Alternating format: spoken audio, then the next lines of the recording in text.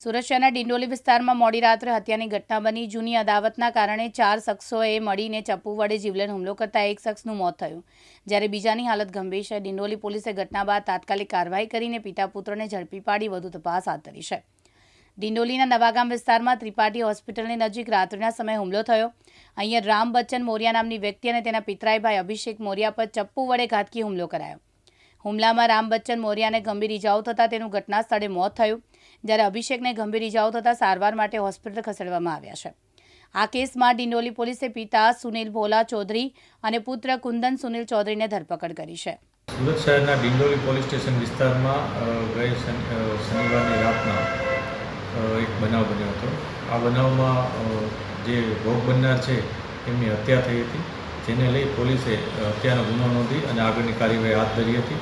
પોલીસે તત્કાલ કાર્યવાહી કરી અને બે વ્યક્તિઓ, એકનું નામ સુનિલ ચૌધરી અને એકનું નામ કુંદન સુનિલ ચૌધરી, આ બંને બાપ દીકરા છે। આ બંને જે આમાં કેસમાં આરોપી છે બંનેની ધરપકડ કરી છે અને આગળની કાર્યવાહી અત્યારે ચાલુ છે। શા માટે હત્યા કરવામાં આવી હતી?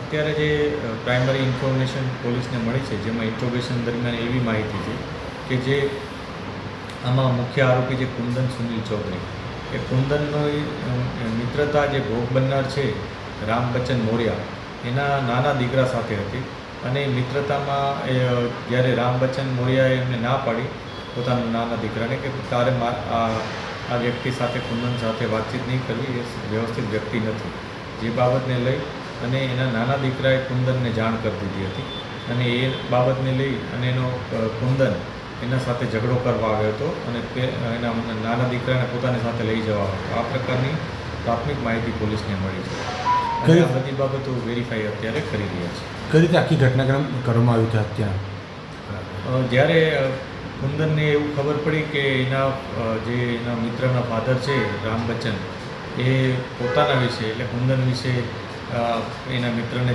આવી રીતના વાત કરે છે, એથી ઉશ્કેરાઈ ગયો હતો અને ઝઘડો કરવા આવ્યો હતો। આ ઝઘડાને લઈ એ અને એના અમુક મિત્રો પણ સાથે હતા અને સાથે પોતાની પાસે એક તીક્ષ્ણ હથિયાર પણ હતું।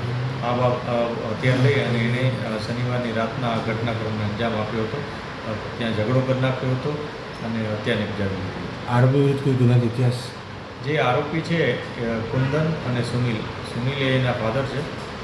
કુંદન પોતે અગાઉ BNS 115 મુજબના કેસમાં દોષી આરોપી તરીકે હતો, એના ઉપર પોલીસે એ વખતે કાર્યવાહી કરી હતી। યાસીન દારા, દિવ્યાંગ ન્યૂઝ, સુરત।